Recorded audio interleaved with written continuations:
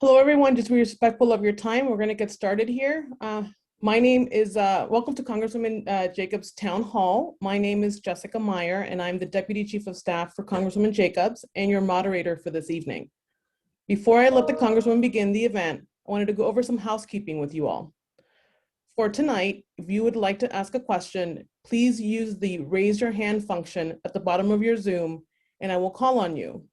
Please wait until I unmute you before you ask your question.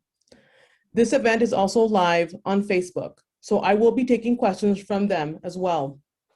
If you prefer to put your question in the chat, I will be taking questions from there as well. We also have lots of questions that were sent to us ahead of time by constituents, and we'll be answering those too. During the town hall, we will be asking for your feedback on specific questions via the poll function. For those of you watching on Facebook, please feel free to share your response on the comment section. To make sure we went through as many questions as possible tonight within the next hour and a half, please try to limit your comments to a question. Now, without further delay, please welcome Congresswoman Sara Jacobs to the virtual stage.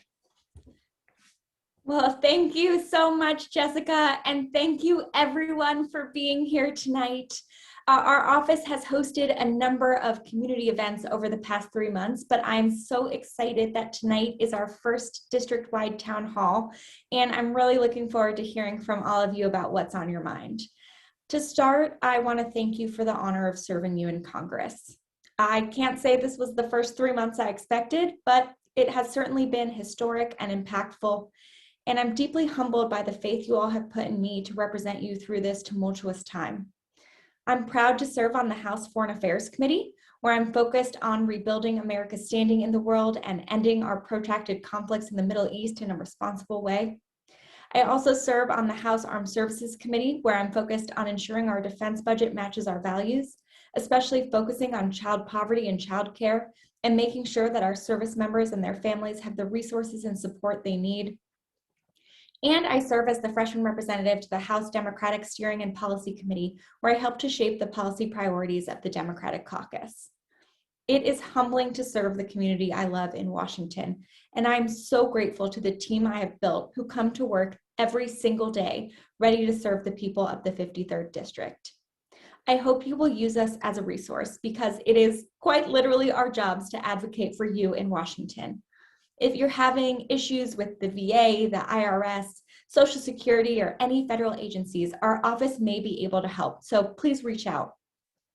Our district phone number is 619-280-5353, and one of my staff members will put that in the chat and in the Facebook comments.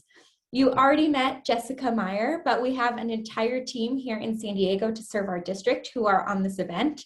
So I'd like to introduce you to Jawad Al-Baghdadi, David Vance, Coral Taylor, and Jane Lay, who are all based here in San Diego and are ready and available to help. We've also built an amazing team in Washington, D.C., many of whom have deep roots in San Diego and this district. Amy Kuhn, Brandon Mendoza, Will McDonald, Cynthia Patton, Katie Heller, Paula Guzman, Sophie Jones, Carla Alvarado, and Jordan Nassif. And more folks will be joining in the next few weeks. We are all here to serve you. So before we get into things, I want to take a second to acknowledge that this has been an incredibly difficult, exhausting, and painful year.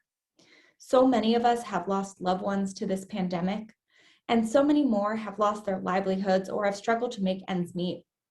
I know how scary it was to see the attack on the Capitol on January 6th, and I've so appreciated the outpouring of care and support that you have all sent me and my team. I want you to know, I hear you. We hear you.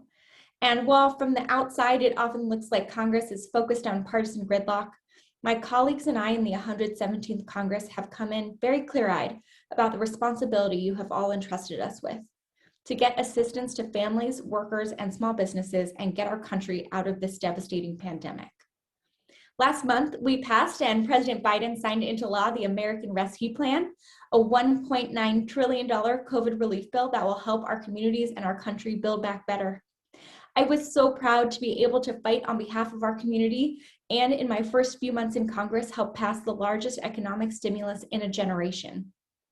The American Rescue Plan expands our national vaccination program, provides needed economic assistance for families, workers, and businesses, and gives additional funding to state and local governments to safely reopen schools and support essential and frontline workers.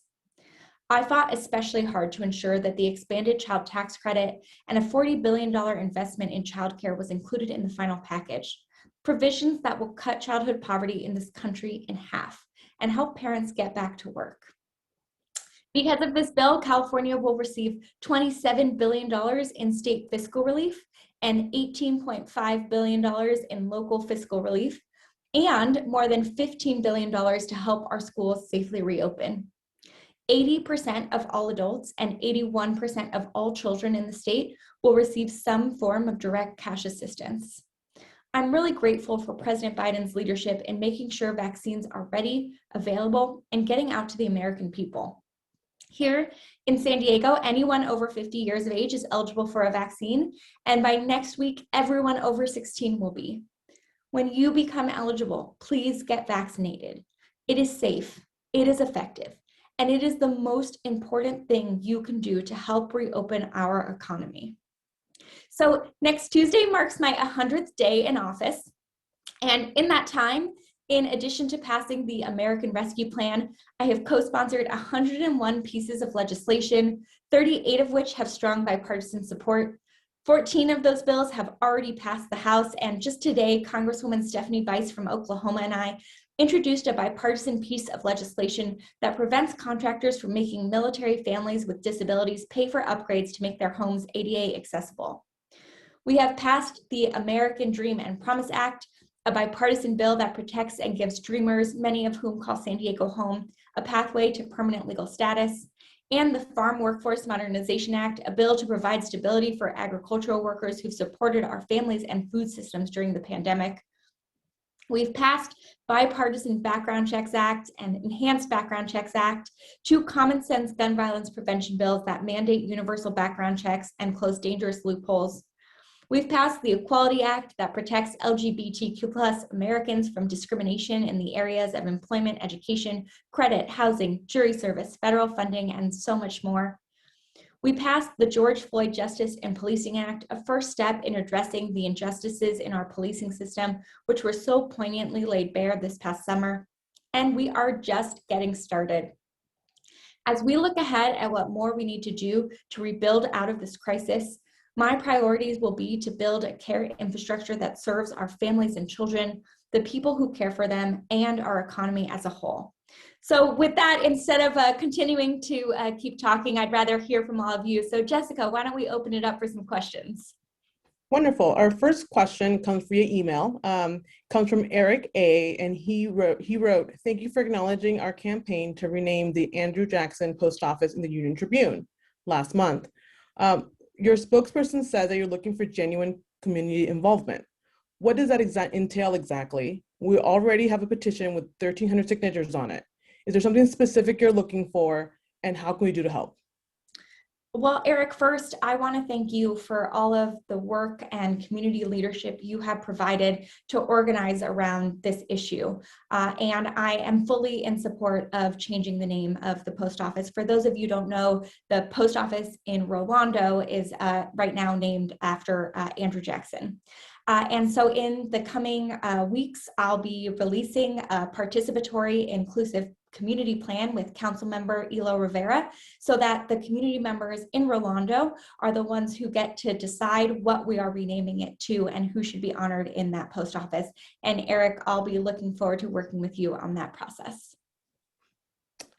Juan M. asks, do you support eliminating the filibuster? I do.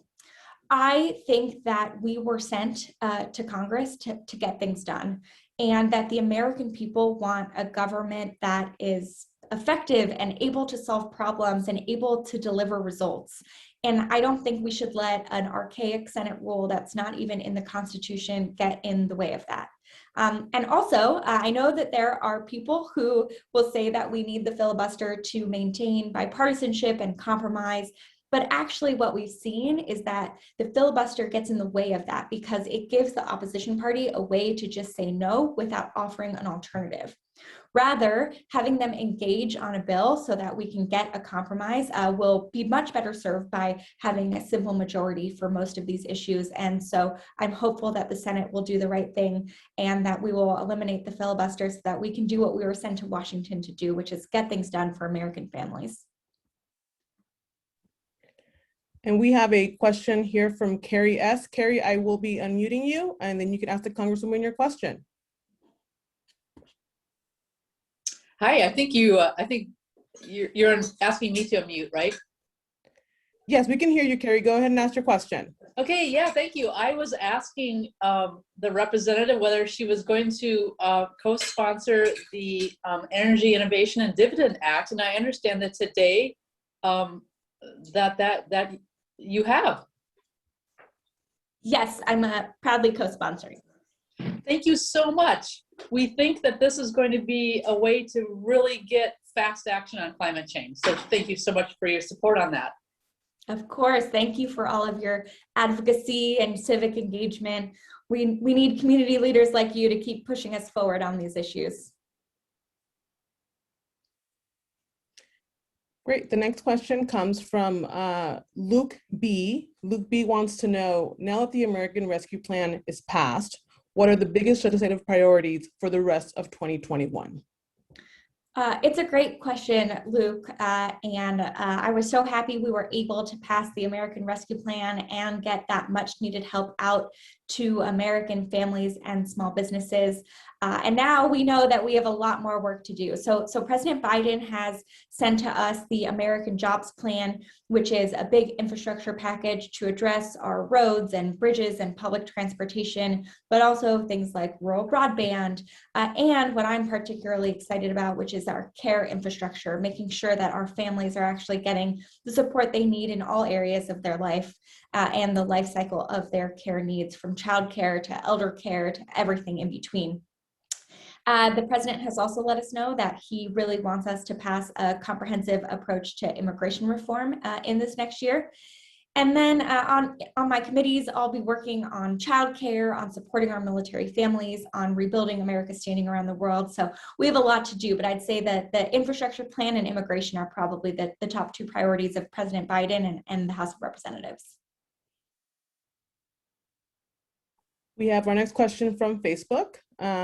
Alan G asks, single payer Medicare for all provides better comprehensive universal care for less costs and divorces care from employment. Why don't we have it? I am a proud co-sponsor of the Medicare for All bill that we recently reintroduced this Congress. I am proudly in the Congressional Progressive Caucus that have done so much to help push forward this bill. I do think that this pandemic has really shown how important it is for people to have healthcare and for that healthcare to be separated from their employment, because we know that in the middle of this pandemic, so many people lost their jobs, and that might have meant losing their healthcare too. And so that is certainly not something you want in the middle of a public health crisis. So I'm hopeful. I think that there is a path forward. I definitely think we're making progress, and I appreciate yours and so many others' efforts to help make sure we get to where I think we know we need to go, which is a system that ensures that everyone has access to healthcare. The next question comes from Jane. She says, Joe Biden promised he would be bipartisan, but I haven't seen it. I am also really concerned about the rhetoric coming from the new Congress, especially talking about each other. Can you find any common ground with Republicans? Jane, you know, this is something I hear from so many people, that what you want from us is to stop the partisan bickering and just get things done. And that's what I've been focused on doing. And that's what President Biden has been focused on doing. I've been back home in the district talking to people about the American Rescue Plan. And I got to tell you, across the ideological spectrum, Democrats, Independents, Republicans, everyone I've spoken to is so grateful for the support that they're getting and the assistance that they're getting through the American Rescue Plan. And so it really is something that has bipartisan support outside of Washington, even though we didn't have a single Republican vote for it. And I am very grateful that I sit on the House Foreign Affairs Committee and the House Armed Services Committee, which have historically been two of the committees that have a lot of bipartisan work. In fact, the first amendment I ever got on a bill was to the Republican ranking member's bill in Foreign Affairs. And we recently had a bipartisan vote to repeal the 2002 authorization for the use of military force. And I'm working with my colleagues on both sides of the aisle to address our protracted engagements and conflicts around the world. And just today, I co-sponsored a bill with my Republican colleague from Oklahoma, Stephanie Bice, that would prevent disabled service members and their families from being charged for making necessary changes to their homes to be in compliance with ADA. And I'm fortunate that in my freshman class, though you may often hear only about some of the louder voices in our class, there are actually a number of really thoughtful young members that I've really enjoyed getting to know and work with, like Peter Meyer of Michigan and Stephanie Bice of Oklahoma and Nancy Mace of South Carolina. And I actually co-chair the Congressional Future Caucus with Congressman Blake Moore of Utah. So yes, there are some areas where we have to draw the line and we can't compromise. And there are some people I just refuse to work with. But on the whole, I actually think that there's a lot we're going to be able to get done together. The next question comes from Matt. Matt asks, what was your experience during the January 6th insurrection? Well, Matt, thank you for the question. I was actually in the House chamber. I was in the House gallery that day. The gallery is like the balcony that overlooks the House floor. And it was my 4th day in office. It was my first time ever going to the gallery. And I was really honored to be chosen as one of the members who was asked to sit there to see the start of the proceedings. And as everything was happening, I remember thinking to myself, like, I don't even know how to get out in the best of times.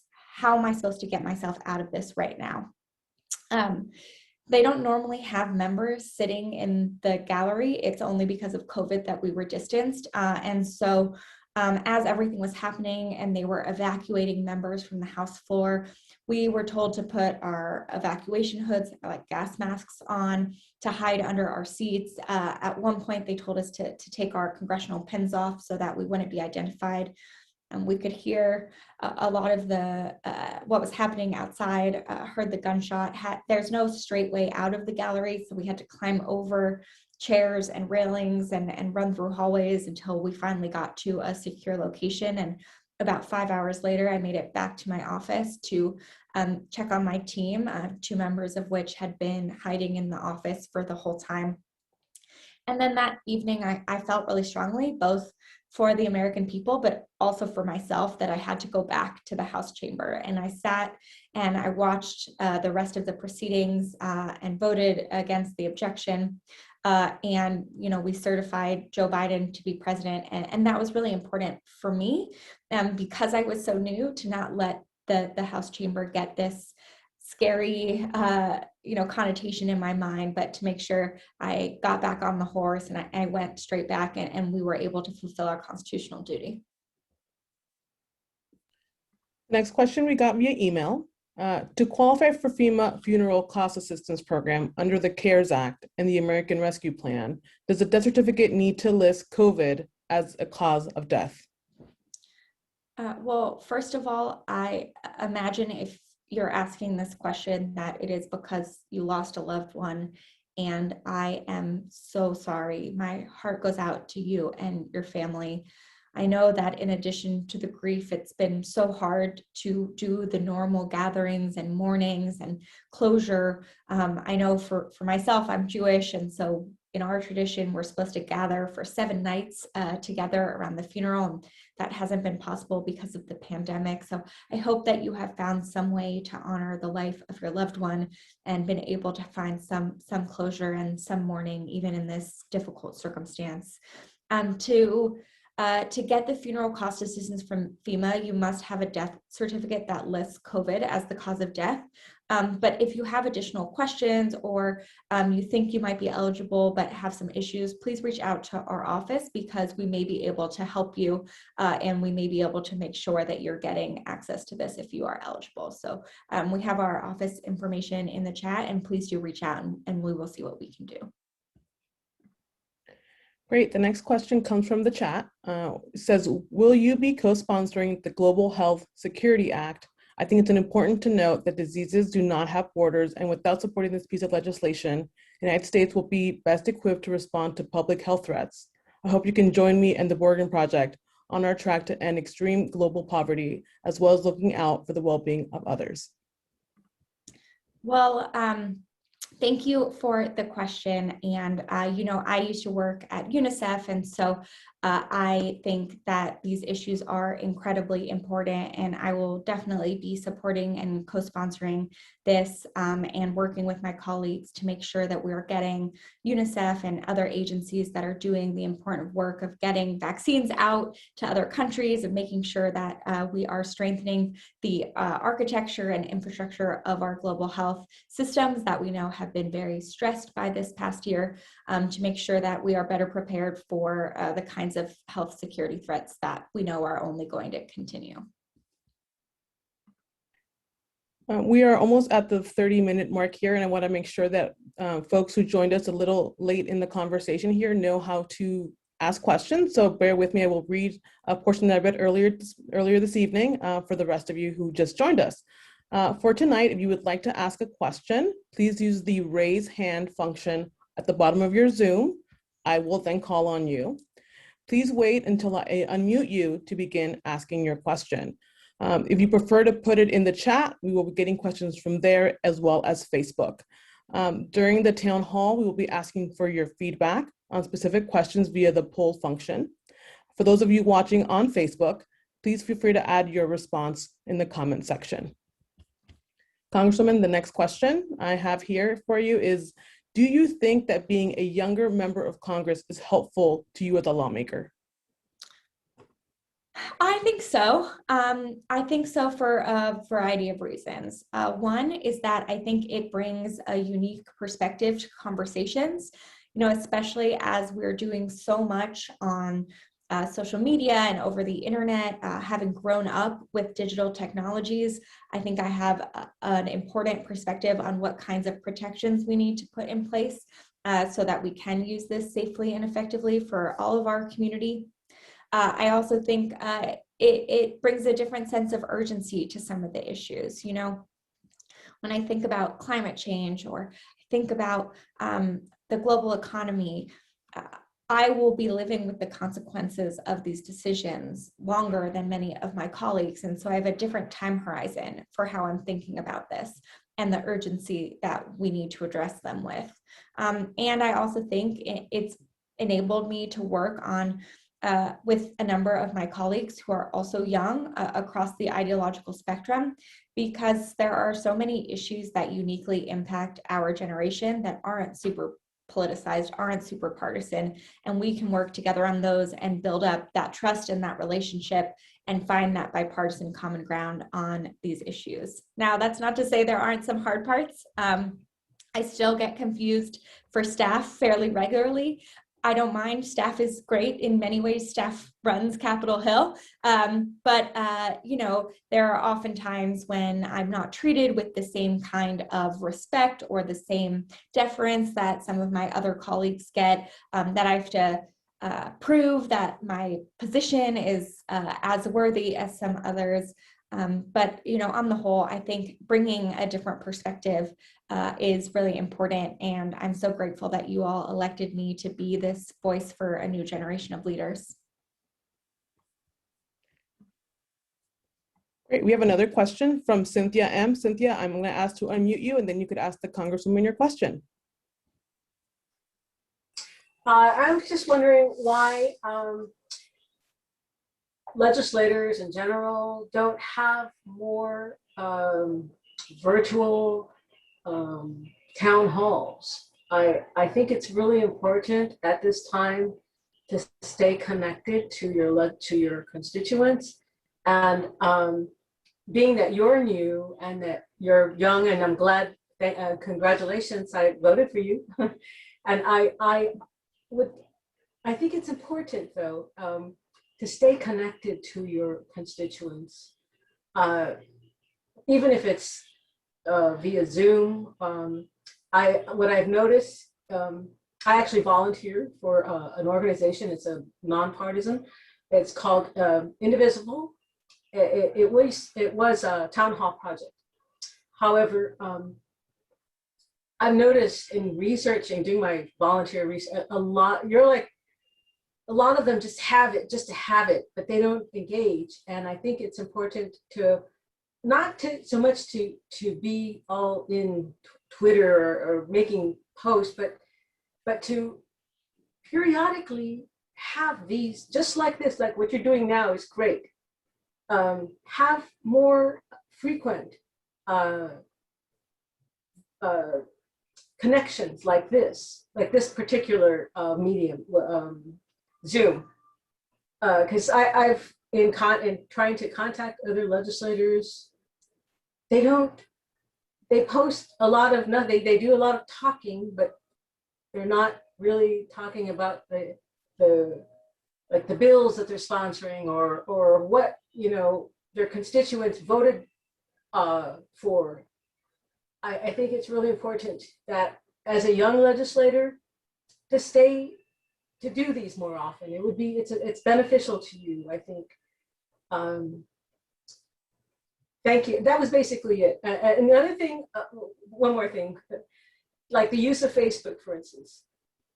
There's all this talk about the monopoly of Facebook and the technology corporations monopolizing this platform, but yet there are some legislators where that's the only way you can get a hold of them.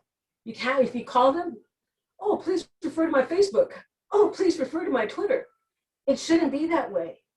And I'm glad you don't have an Instagram because that's useless. It's like, what's the purpose? It's like you're posting pictures, unless it's like things that where you're like maybe signing a bill or working on a project. But I'm just saying, I just wanted to say thank you for hosting this, and thank you. I wish you would have them more periodically, and talk about your progress and what you plan to do for our communities. Thank you, Cynthia. We do have to get to other questions, but thank you very much for your comments. I'll let the Congresswoman answer. Thank you. Well, thank you, Cynthia. I know you have been doing so much work and advocacy in the community, and we need civically engaged people like you. So I'm really grateful for all of that. And we are planning on doing these town halls at least once a quarter, if not more, because we do think that they are an important way to engage with the community. I will fact check one thing. I do have Instagram. Please follow me at Rep Sara Jacobs. We have a great Instagram feed. It's the same Rep Sara Jacobs on Facebook and Twitter as well. But of course, you can also call our office and we'll put all of that information in the chat. But one of the things that I actually feel very strongly about, and I try and be really intentional about, is that I actually think the root of so many of the issues we are facing is that people have lost faith and trust in their government and their leaders and the institutions, and that our government and our institutions haven't really been able to solve a lot of the challenges that we're facing, whether it's this pandemic or climate change or so many more. And so I think that one of my jobs is actually to find new and innovative ways to not just talk to people, as you said, Cynthia, but actually to create that two-way feedback loop and to make sure that I'm listening and that you all know that I'm hearing and that I'm listening to what you need and trying to get that done in Washington. And so part of that intentionality is also making sure that we're having town halls at different times of the day, different days of the week, to account for the type of people we want to attend. So not everyone is free from work at 6 p.m. on a weekday. Some people are shift workers. Often this is when parents are home doing homework with their kids. Obviously with Zoom, it makes things a little bit easier, but we want to make sure that we're having these kinds of engagements that are accessible. And so we had a town hall with AAPI youth around the rise in anti-Asian violence. We had a webinar on vaccines and their effectiveness with many of our community leaders in the Black community. We have a lot of community events, and we're trying to find all the different ways we can to engage with people and to really build up that two-way feedback loop and making sure that we are doing things differently. So if you have other ideas or other platforms, please do let us know, because we're constantly on the hunt for new ways to engage, and always love to hear from all of you about your priorities and what's on your mind. Congresswoman, the next question is, what are you doing to address the crisis at the border? Well, I appreciate the question, and I think that it is obviously something that is in the news a lot, and something that we are hearing a lot from many of my colleagues. Jessica and I actually have been spending the last few weeks touring the border, making sure that we are understanding exactly what's happening. And I gotta say that I believe that the American people are compassionate. They're welcoming, and they want our immigration policy to be grounded in a basic sense of humanity. And that's what I've heard from so many constituents in my district. Republicans, independents, Democrats, we here in San Diego know better than most how important our immigrant neighbors are to our community and our economy. So we're monitoring the situation at the border. President Biden is really trying to fix a lot of the harms from the previous administration. The Trump administration did a lot of damage to the immigration system, and the president is working with agencies and advocates to make sure that this process is humane and reflective of our values. And I personally, through my role on the Foreign Affairs Committee, will be working closely with President Biden and Vice President Harris to address the root causes of so much of this migration, which is the violence and corruption and effects of climate change in Central America. So we are monitoring it closely. We are working on it. But I also think we need to remember that these people are people, and we have an obligation as a country and as other fellow humans to make sure that people in need have a place to go. The next question comes from via email by Lauren D. Lauren has a question about the PRO Act. She wrote, I want to ask you about your vote to pass the PRO Act, which includes a career-killing ABC test. The ABC test decides that workers must be classified as employees when in fact, most independent contractors prefer and want to remain independent. Well, thank you for the question. I think one thing that's important to note is that the PRO Act is not the same as AB5, and the ABC test is not the same either. So in the PRO Act, the ABC test is only to determine what independent contractors are eligible to collectively bargain. So the ABC test in the PRO Act does not classify freelance writers, independent contractors as employees. This is unlike in AB5, where the ABC test actually applies for both cases. But I think the need for this bill is real. We've seen Republican legislatures in states across the country who have passed so-called right-to-work laws that have infringed on workers' ability to organize. And we know that raising wages and is incredibly important as we look at rebuilding our economy in an equitable way and look at the high profits and productivity that these companies are posting, and workers should be benefiting from that. The next question comes from Paul H. on Facebook. He's asked, are there steps to strengthen the social safety net for our most vulnerable citizens? Oh, absolutely. And I'm so glad you asked this question. And you know, this is a real passion of mine.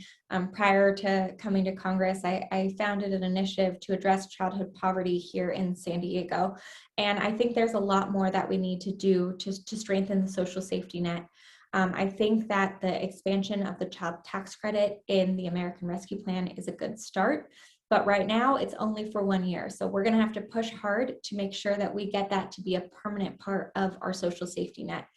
But then we know that the child tax credit expansion is going to cut in half childhood poverty in this country, which is amazing.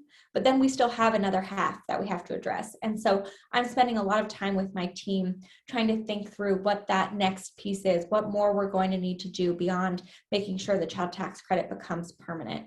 And you know, the care economy and childcare in particular has long been something I've been working on and pushing for, and it's become a really important topic in this Congress. And you know, President Biden has really pushed us on this and included care issues in the American Jobs Plan that he released, and I'm really supportive of that. I think we need to move to a model where we get care for the full life cycle of a family's needs, child care, elder care, everything in between.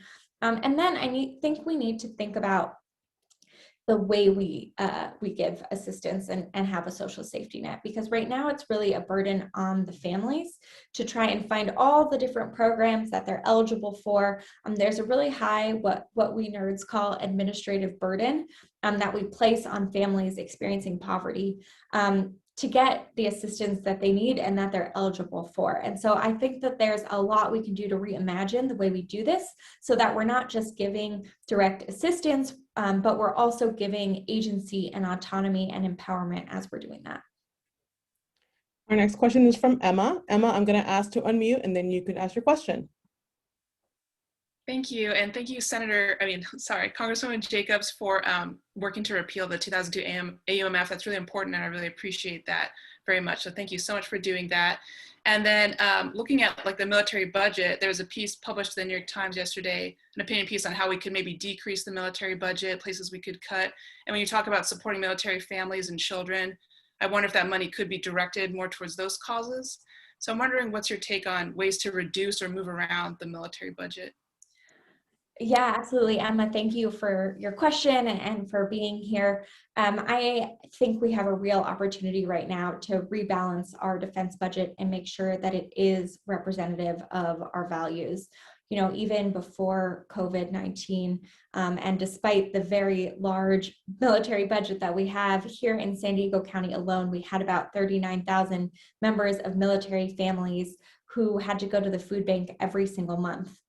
We know that our military service members are one of the most effective and important assets that we have. So we need to make sure that we are investing in them and giving them what they need.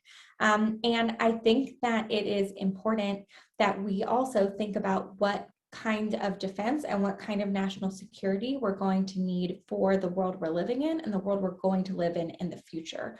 So I think we need to be focusing more on things like cyber technology and less on some of these big legacy projects that cost a lot of money, but I don't think are actually going to be what we need as we look at the kinds of security threats we're going to be facing in the future.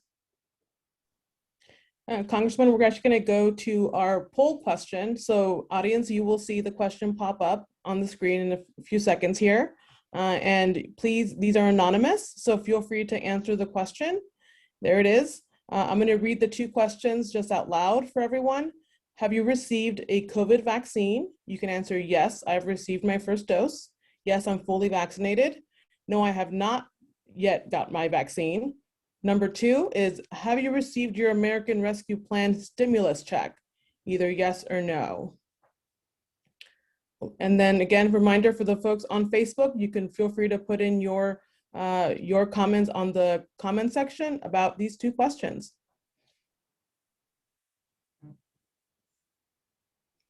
Give it a few more seconds here before we close the poll.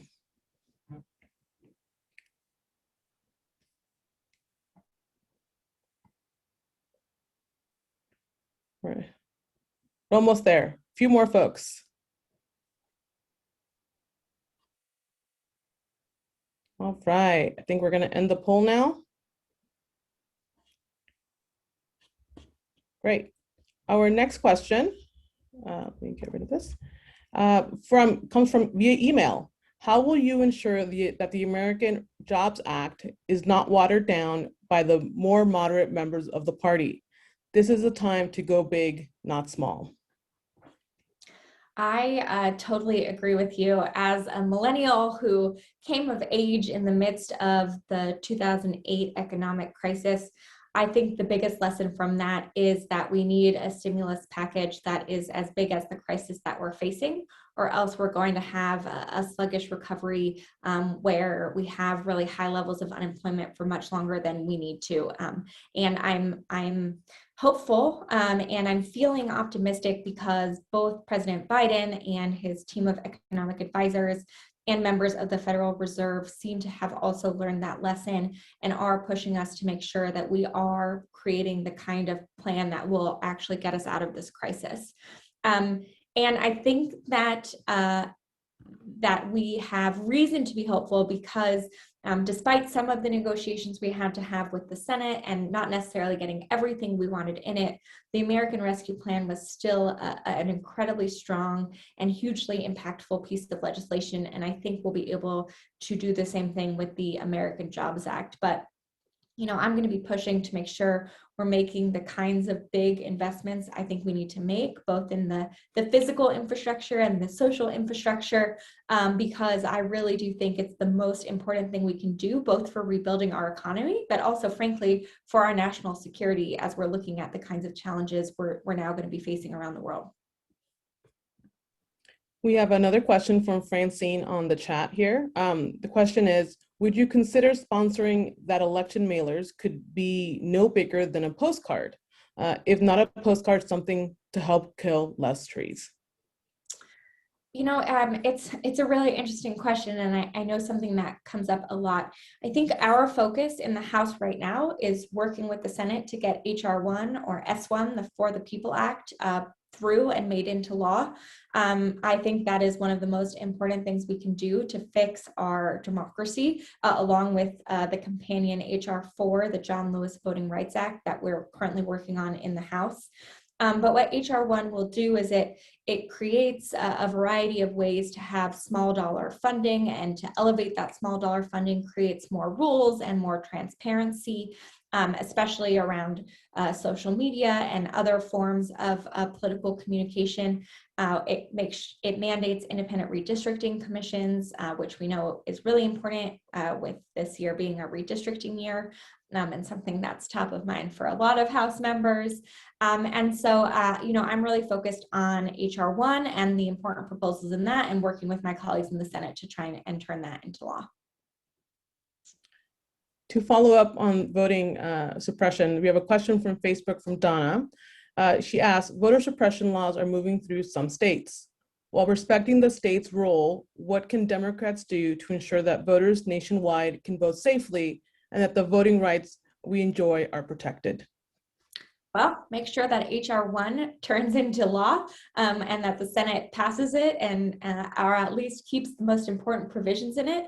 And then also that we pass the John Lewis Voting Rights Act, which is currently going through the process in the House and will repair a lot of the damage that the Supreme Court decisions did, gutting some of the provisions in the original Voting Rights Act. I also co-sponsored Whip Jim Clyburn's bill, the Voter Empowerment Act of 2021, that will be impactful in this. And I'm also talking to my colleagues, including one of my best friends in the House, Nikema Williams, who's a representative from Georgia and actually represents the seat that John Lewis represented, to see what else we can do from Congress to make sure that everyone has access to the right to vote.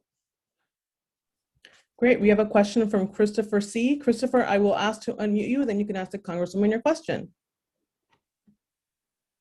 Hi. So the world needs billions of COVID vaccines, and companies like Johnson & Johnson and Moderna received taxpayer money as part of Operation Warp Speed to develop those. And honestly, if Moderna had not come up with a vaccine that worked, they would have still made a hefty profit. Recently, the head of the World Health Organization, as well as an editorial in Nature, the journal, have called for removing the patent protection so that other countries can go ahead and make those vaccines. What appetite do you think there is, Congress, and how do you feel about removing the patent protection so that the rest of the world can get those vaccines much sooner and cheaper? Yes. Well, Christopher, thank you for that question. And to be honest, I think this is going to be the next big issue we have to deal with as we're getting close to every American adult being eligible to receive the vaccine, and very promising studies around the efficiency and safety of these vaccines in children, although they're not yet approved for that. I'm on the Foreign Affairs Committee, as I mentioned, and our part of the American Rescue Plan was making sure that we were getting funding to COVAX, which is the global vaccine platform that many of these countries are getting their vaccine distributions through. COVAX has already distributed a number of vaccines to places like Ghana. And it's something that my team and I are continuing to look at closely. I think that sharing the vaccine with Mexico, that work that's being done is a very good and a meaningful first step. We know for us here in San Diego, making sure that our whole region gets vaccinated will be important for our ability to recover. Two of my colleagues, Rosa DeLauro and Jan Schakowsky, are leading the effort on looking at this IP waiver. It's called a TRIPS waiver in the WTO. My team and I are just looking to make sure that that's actually the tweak that needs to happen. We've heard some conflicting opinion on if the compulsory license can just be used and you don't need the waiver. So we are actively looking into it and working on it. But I think that, one of the things I learned from my experience working at UNICEF, including working on the Gavi Alliance, which is the general vaccine alliance that COVAX is based on, is that the manufacturing is important, but distribution is even more important, and figuring out how we're going to get distribution out to the hardest hit areas. It's going to be key to making sure that we do this equitably. And so I'm trying to make sure I'm using the lessons that UNICEF and others have done and getting other vaccines out to these really hard to reach areas, to make sure that we're also investing in those systems so that when there's a vaccine supply, we can actually get it out to those who need it most. Next question comes from the chat. Do you support Senator Duckworth's call to repeal the 2002 authorization for the use of military force? I do, and the House Foreign Affairs Committee had a hearing on it, I want to say 2 weeks ago, but I'll be honest with you, I have no idea how long ago it was. It could have been a month, it could have been last week, but we had a hearing on it recently, and I was very proud to vote to repeal it. It will now be going to the House floor for a vote, or I will again vote to repeal it. And, I was in middle school when that authorization for the use of military force was passed, and a lot has changed about the world since then, and I think it's clear both that AUMF is unnecessary and gives too much leeway and ability for an executive to abuse it, but also that Congress needs to reassert our constitutional duty to be the ones who decide the issues of war and peace, and not just abdicate that responsibility in favor of letting the executive decide. Do you support canceling student debt? I'm a millennial. I'm of the generation that holds about $1.9 trillion worth of student debt, which means that my friends are not buying houses, they're not starting businesses, and that's not just bad for my friends, it's bad for our whole economy, and it's a drag on our economy. So I think we need to address student debt. I think it's important that we continue the freeze through this crisis, and that as we address student debt, that we also address the problems in our higher education system that caused it to begin with, so that we don't just leave the debt to start growing again in 10 or 15 years. And one of the things I'm particularly focused on in this conversation is that we have targeted specific programs for those individuals who hold the debt but never graduated. They tend to have lower levels of debt, but be very impacted by this debt because they didn't get the higher paying jobs that you often get after completing a degree. In many cases, these were for-profit colleges that targeted vulnerable populations. And so I think that we need to make sure that we are having very specific and targeted programs for that population, in addition to addressing the broader student debt issue. The next question is from Dave. Dave asked, I'm very concerned about two growing trends. One, for politicians to use emotionally charged words, attempting to add validity to their arguments when the arguments really don't hold merit on their own. Two, the cancel culture to label many memorials to the past, buildings, names, statues, bridges, schools, to be repulsive in some ways and have to be changed.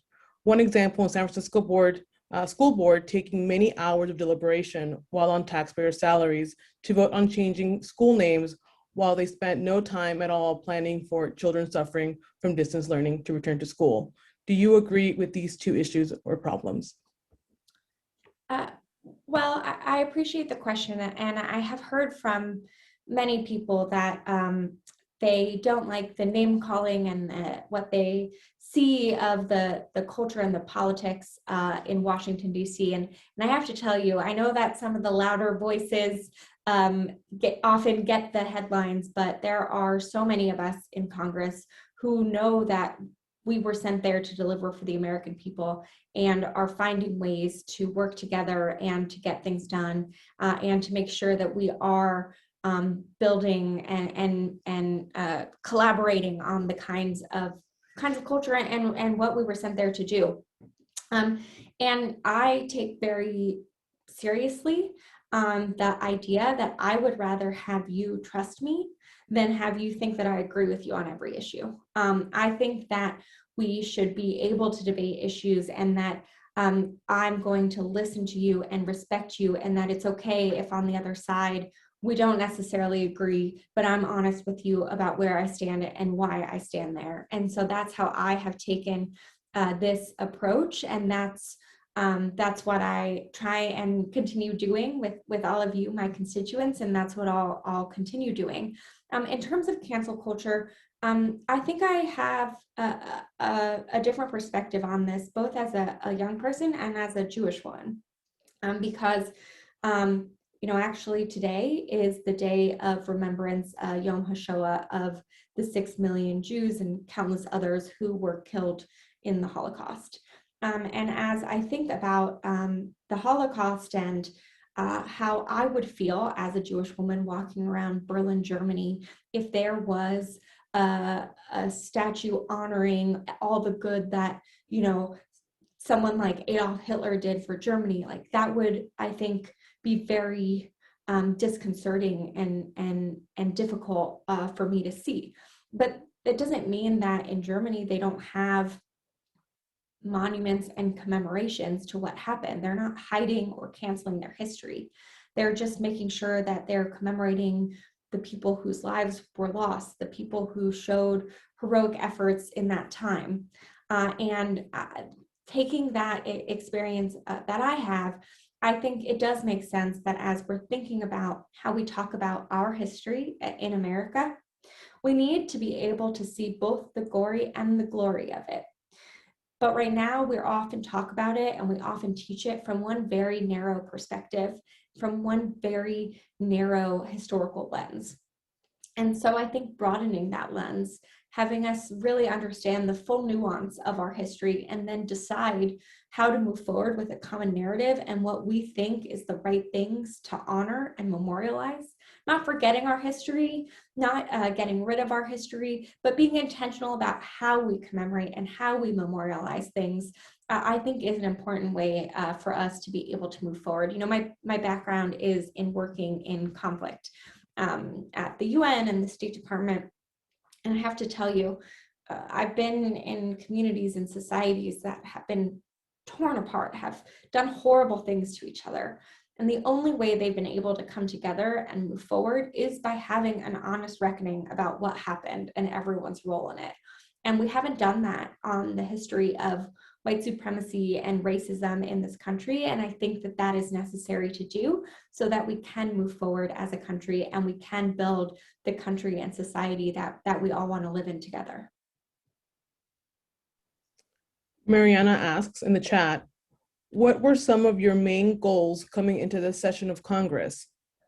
How have those goals grown or changed? Well, thank you for the question, Mariana. I really wanted to come into Congress to be a voice for a new generation of leaders and to do things differently and to not settle for the way things had always been done. And I knew that I was sent with a mandate to get us out of this pandemic. I was elected in the midst of this pandemic. most of my campaign was ran during it. And so I knew that our first priority had to be addressing COVID and getting COVID relief to the families and the small businesses who needed it most. And then you all know that I'm very passionate about addressing childhood poverty and the child care crisis in this country. And so those were other big priorities for me, in addition to rebuilding America's standing in the world and reasserting congressional war powers, and making sure that we're thinking differently about how we engage with our communities and what we can do differently and what new technologies we can use to rebuild the two-way feedback loop that I was talking about earlier. So I guess lucky for me, within my first 3 months, we passed the COVID relief bill. We passed a bill that will cut childhood poverty in this country in half and get $40 billion for childcare. I've already voted to repeal the 2002 authorization for the use of military force, and had a hearing on how Congress can reassert our war powers authority. And so we're making a lot of progress on my priorities, and I'm staying focused on that and on making sure we're delivering for families and small businesses here in the district that while the American Rescue Plan has done a lot for, we know that there's more we're going to need to do. Thank you, Congresswoman. I want to take this opportunity to put a word in for our congressional art competition here in the California 53. Every year, Congress holds an annual art competition for high school students. One winner will be selected from each district, and the winning work will be displayed at the Capitol for 1 year. Congresswoman Jacobs and other members of Congress, as well as everyone in the building and from around the country, can see these wonderful art pieces that are hung in that Capitol tunnel. For more information, go to sarajacobs.house.gov and on our social media channels as well. The deadline for submissions is May 3rd by 5 p.m. So if you know any local students that might be interested or educators that you would like to participate, please help us encourage them to apply, encourage them to reach out to us for more details. It's really wonderful to have long-standing tradition of these students' work being showcased at the Capitol, so we want to continue that. With that, Congresswoman, let's get back to the questions. What are your priorities for inclusion in the American Jobs Plan? Well, thank you to whoever asked that question. But first, I just want to say that the hallway that the art is on is the one I walk down to get to my votes on the House floor. So I pass the art at least 3 or 4 times a day when we're in session. And I would love to be able to brag on and be really proud of and see the art from our district on the wall. So please do make sure you're getting this out to all of the artistic people and young people in your life. I'm a little competitive with my fellow members, so I think ours is going to be the best piece of art, and I want to be able to showcase it. So please send it around. So in terms of your question on inclusion in the American Jobs Plan, I think we are still doing a lot of the negotiation in Congress, both in the House and the Senate, on what the final bill is going to look at. And one of the things that I am particularly thinking about is how we make sure that any investment that we make, that we have a lens of equity in it, that we are not just making, often what happens in infrastructure is that you focus on the shovel-ready projects. Those are often the projects that have been waiting for a long time to be built, but it also often means that, one, they're not necessarily always the most climate friendly because they often are older plans, but also they're from communities that have long had people who are advocating for them to get this kind of investment. And so making sure that as we're designing the American Jobs Plan, that we're having that lens of getting the investments out to all of our communities and not just the ones who have these kinds of shovel-ready projects. And the other big piece of it is the care economy. I actually think investing in our care economy is the most important thing we can do to have an equitable recovery. And it's for a few different reasons. One is we know that the economic crisis that we're in has impacted women and women of color and low-income women of color in particular. Women are leaving the workforce at historic rates, or let's not say leaving, I'm saying being pushed out of the workforce at historic rates. We know that most of the jobs lost were in the service industry, which is disproportionately women and women of color. The second reason is that having high quality early childhood education is important for the future of the children that are receiving it, and that having more people have access to that high quality early childhood education will give them more opportunities to succeed. But then lastly, many of our childcare providers are women and women of color. They're often small business owners and don't make a lot of money themselves. And so investing in a care economy and a care infrastructure that ensures that those are good paying jobs, that they're actually being paid the value that they have in our society, will go a long way in making sure we're uplifting multiple communities. And so I'm really focused on making sure we do those care investments that we need. And then lastly, a big part of the jobs plan, and one that our leadership in the House, and in particular Whip Jim Clyburn, is really pushing, is broadband access. You know, we've seen just how important having access to connectivity is during this pandemic. It was the only way many people could get education, could get their healthcare through telemedicine. And so making sure we're investing in that connectivity, the rural broadband, which is important, but also access to connectivity, which, you know, many folks in our district who don't live in rural areas but still did not have access to connectivity that they needed to be able to go to school and to have their telemedicine and to remotely work if that was an option for them. And so making those investments will also be important for equity and inclusion as we work on this new plan that I'm really excited that President Biden has sent to us. Okay, from Facebook, we have artificial intelligence has become a major human rights issue in the 21st century. Government and privately funded programs, software, have created tools that mask and deepen social inequities. As the youngest representative from California, what will you do to protect constituents from algorithmic persecution? Okay, I don't know who asked this question, but whoever you are, I love you, because this is one of the most important topics and almost no one ever asks me about it. So thank you, whoever asked this question. This is something I have thought about a lot. Actually, the nonprofit that I ran in 2017, Project Connect, that was working to map schools and connect schools around the world to the internet. We were using machine learning to try and identify some of the schools in hard to reach areas. And so I was in a lot of conversations about machine learning and about artificial intelligence and algorithmic decision making. And I think that it's incredibly important that the US government starts playing the role that they need to in order to create the foundational rules of the road, so that we don't have these systems that exacerbate our existing inequalities. One of my favorite books on this topic, for those of you who are interested in learning more, is Algorithms of Oppression. It was one of the first books that came out around thinking about how this decision-making has really impacted inequality. There's the big things that I think we're starting to have more consciousness of.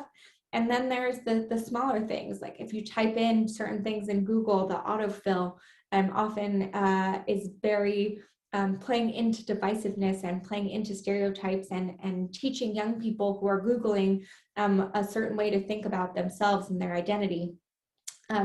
We know that when it comes to these systems like predictive policing or any sort of decision making, right now there's no due process rules. So if an algorithm makes a decision about you, there's no rule right now that anyone has to be able to check or know why.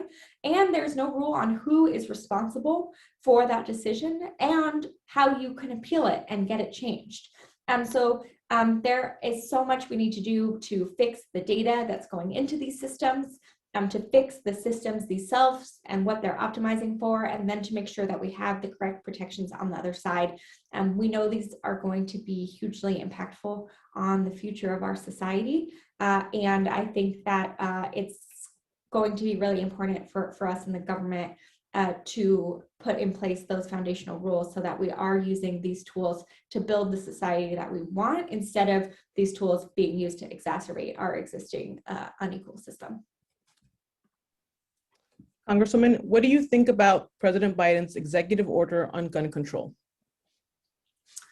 I think that President Biden's actions are incredibly needed. I think that they will be impactful.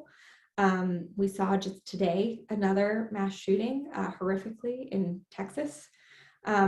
We shouldn't have to live like this, where almost every other day we see in the news some mass shooting and some people being, shot. And we know that during COVID, actually, gun violence has increased, not decreased. So I think, when we're talking about the president's actions, some of the key provisions he announced today is that they'll be cracking down on ghost guns, which are guns made from kits that right now aren't traceable by law enforcement. The White House also announced that the Justice Department will draft model red flag legislation for states to implement, which allows anyone who's worried that someone they know might be a threat to themselves or others to get their guns taken away. We already have that here in California, actually. It was passed after the shooting at UC Santa Barbara, after many friends and families of the shooter said that they wish they had had an ability to warn people and to tell them. But look, the president can do a lot, but the fact of the matter is that we in Congress need to act, that we are the ones who are going to be able to actually address this. And so I was proud to have supported HR 8 and HR 1446, two common sense gun violence prevention bills that do universal background checks and close loopholes. I think we need to start with these universal background checks, but we need to do more. We need to ban assault weapons. We need to close the boyfriend loophole. And something else President Biden talked about today that we know will be really important is ending the liability protections that gun manufacturers and gun shop sellers have, because right now we know that they're not afraid of being prosecuted for wrongdoing or negligence. And that definitely impacts who is able to get a gun. We've seen this be the case in many shootings in Atlanta. The person who committed the act of violence got their gun the same day. So we know that these kinds of protections can be impactful. They would not interfere with responsible gun ownership. And I think it's important that we get it done. I want to take another moment of everyone's time here to let everyone know how to get in contact with our office. We've shared our numbers in the comments, but just for those of you who have just joined us here in San Diego, our number is 619-280-5353. Our Washington office number is area code 202-225-2040. Our website is sarajacobs.house.gov. And we're also on Facebook, Twitter, Instagram at REP Sara Jacobs. So please follow us on those platforms. We'd love to get your feedback on legislation, on federal policy, or priorities in Congress. We can also help you with casework. We have staff, including myself here in the district office, who can help you deal with the IRS, the VA, Social Security, and all of the federal agencies. We have liaisons, so please contact us. We're happy to help. Congresswoman, we're going back to the next question here. Oh, and my questions just went away. Hold on one second. Here we go. What's one part of the government that you think is too big or wasteful? Oh, that's a good question. I have some colleagues who still fax things. So like there's a low bar of modernization that we can do. But, when I think about the biggest impact we can make and what we can really address, it would be having these protracted conflicts in the Middle East and these military engagements all over the world. It has cost a lot of money, not only in the defense budget that we talked about earlier, but there's a separate overseas contingency operations fund that are used for this as well. As we're talking about what the president's going to do in Afghanistan, for instance, it feels like we're having the same conversations we were having in 2010 and before that. And so, you know, I think to me, that's the biggest example of government waste, and that we need to responsibly end our engagements there. Our next question was via email. I've seen the pictures of the Capitol on TV, and I see all the fences, the guards, the troops. It looks like East Germany. Don't you think it's a little bit of an overkill? Well, it's a good question, and definitely something that my colleagues and I have been talking about a lot with each other. You know, I think it's important to know that the attack on January 6th, it was real. The threat is real.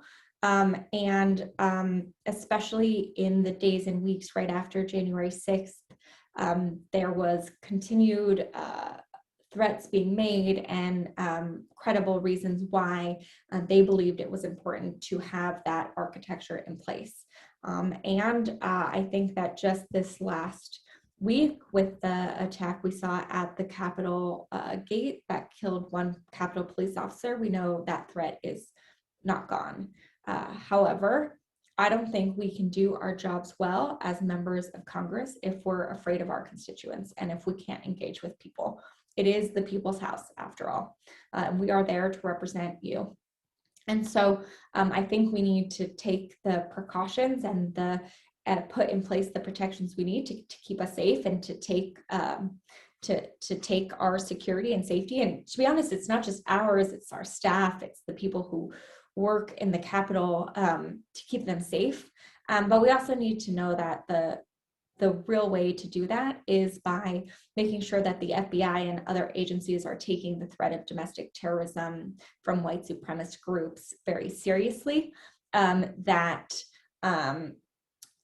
they are putting the resources in place to be able to collect information and identify the threats before they happen, so that we don't need to have this last barrier of protection that is so jarring and I think does not uphold our values. So we're working on it. I think that you know, there's a lot of fear. You have to remember that us members of Congress, we're both the ones making the rules, but we were the victims of the attack.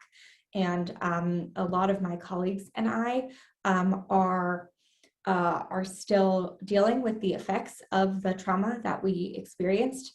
But we also need to be intentional that we're not making decisions out of that fear, that we are being objective and separating out our own fear for our safety with what really needs to happen. And that we're not out of fear putting in place the kinds of security or policies that actually will be used to further criminalize our Black and Brown community members, because we know that that is so often how these tools end up being used. The next question is about homelessness. Homelessness is on a steady increase in California, especially here in San Diego. After the recent death of the homeless individuals who were in the encampment, it has become even more important to address this issue. While much of this must be done at the state and local levels, what do you think we can do from the federal level? Yes, I was so devastated by the loss of our community members experiencing homelessness. And, you know, we know that COVID-19 and the economic crisis that has caused has only exacerbated a crisis and an issue that has long been a problem for our region and for family members in our region.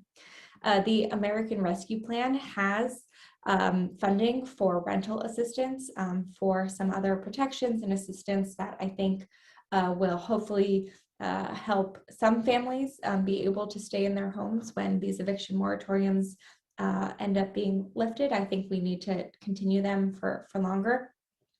But we know that that's only a first step, and that there's a lot more we need to do.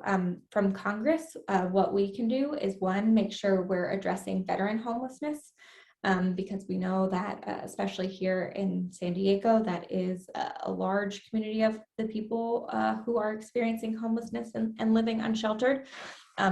There's a lot we need to do to improve the transition out of military service, to make sure that our veterans are getting the kind of trauma-informed care and treatment that they need, and that we are having particular programs for that population that has particular needs.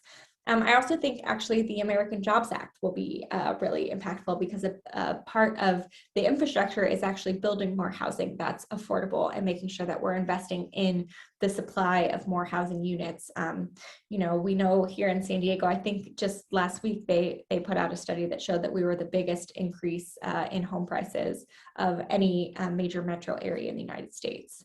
So it's a problem that's going to continue, and the housing that will be built through the American Jobs Act will be important to address that supply issue. I also, you know, right now in San Diego, even if you apply for Section 8 housing, it's about an 8 to 10 year wait list to get it. And that's just even once you get it, then finding a unit that is eligible and will take it is a whole nother issue. So I personally believe we should make Section 8 housing vouchers a universal program.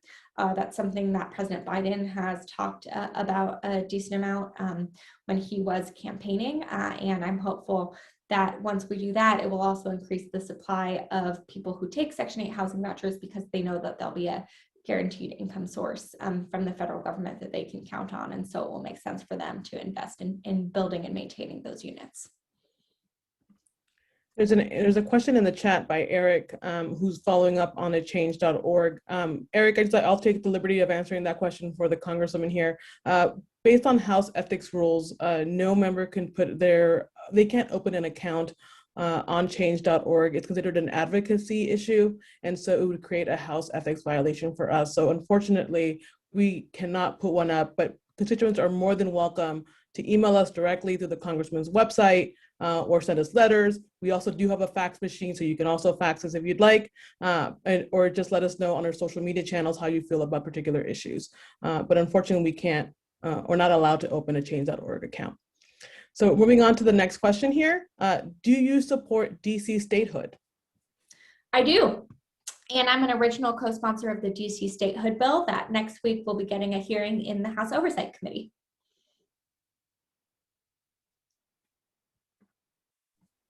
Great. So one more thing for our office is accepting remote summer intern applications until April 15th.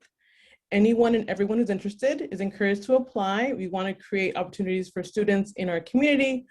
So people with ties to the 53rd District of California and those without previous Capitol Hill experience will be given priorities. If you're interested in, please email your resume, cover letter, 1 or 2 writing samples to sarajacobs.dcintern@mail.house.gov. We'll put that in the chat for everybody. And someone from the staff will email you back. And also to note, they are paid internships. Yes, that's correct. Next question here. Please explain why a gun manufacturer is responsible for when someone kills someone using a gun. That person misused the gun. Anyone could kill someone with a dustpan or a broom. Yes, I haven't seen many reports of that, but I'm sure that it is possible. What gun stores and gun manufacturers would be liable for is negligence. So right now it's gun stores who are required to submit and do the background checks and to wait the necessary waiting period and to make sure all of the information is submitted. And if they don't do that, there is no legal recourse that anyone has against them. And so we know that something like 5% of gun stores are actually responsible for 95% of the guns that are used to commit a crime. And so being able to crack down on the gun stores that are not being responsible and are not doing their due diligence and are being negligent would go a long way. And look, gun violence is an epidemic that we're facing. It is one of the top killers of young people in this country. We talk a lot about safely reopening schools right now. I think a big part of safely reopening schools is making sure that as we're sending our kids back to the classroom, we're not just sending them to what could be the site of the next potential mass shooting. And so to me, we need to use all the tools that we have to stem this epidemic and make sure that we're keeping our kids and our family and our community members safe from what has been an epidemic of gun violence that we're seeing across the country. Congresswoman, we have a question from Rita on Facebook, and she asks, when do you think we will reach critical mass regarding the COVID vaccination? It's a good question, and things like herd immunity and critical mass, there's a lot of complicated variables. It's not just like once we get to this number, magically we have it. So I think we need to be careful about saying anything too concretely based on just back of the envelope calculations. But we know that next week here in San Diego, any adult above the age of 16 will be eligible. And by the end of this month, any adult across the country will be eligible to receive a vaccine. President Biden still believes we're on track for July 4th to be a day that we celebrate more than just independence from the British. And so I think that you can count on this summer things to really start feeling different. Obviously, that doesn't mean that we won't still have to wear masks. We won't still have to do some social distancing. We don't know what some of these different strains of the virus will do. So we have to also continue to monitor and be mindful and not get ahead of ourselves on this. But I do think by this summer, we should probably be in a good place and things will start to feel slightly back to normal. And we have time for one more question. Congresswoman, you speak a lot about child poverty and ending childhood poverty. What do you think the child tax credits will do for these families? Well, thank you. I'm so glad this is my last question. So thank you to whoever asked it. We know from a lot of research that's been done, both from pilots across the country in the United States and other countries creating child allowances, that these funds are hugely impactful for families. They're often used for basic necessities like food and housing. That having the expansion of the child tax credit, we will see numerically that these children will have better health outcomes, they'll have better educational outcomes, that just the whole trajectory of these children's lives will change because of this added benefit that their family is receiving. And so I'm so excited that we were able to do this in the American Rescue Plan. The fight is not done. We need to make sure we keep the child tax credit permanent. So it's not just something that families get this 1 year, but something that families can continuously count on. We know that especially younger children, 0 to 5, it's incredibly expensive, in part because you don't have school yet. So you're paying for childcare. You have to pay for diapers, which are very expensive, often more doctor's visits.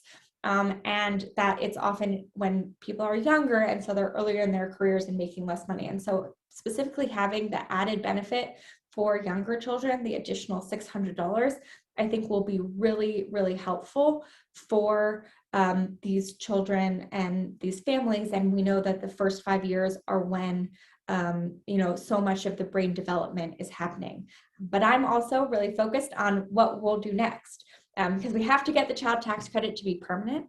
We know what will cut childhood poverty in this country in half, but even cutting childhood poverty in this country in half leaves 5 million American children experiencing poverty, which is not, we have to do more. And so I'm really focused on what comes next and what more we can do after the child tax credit to help those 5 million children, many of which are here in San Diego, so that we are fundamentally changing the way that we are addressing poverty in this country and making sure that every kid in San Diego and in America has the kinds of opportunities that I was given as a kid.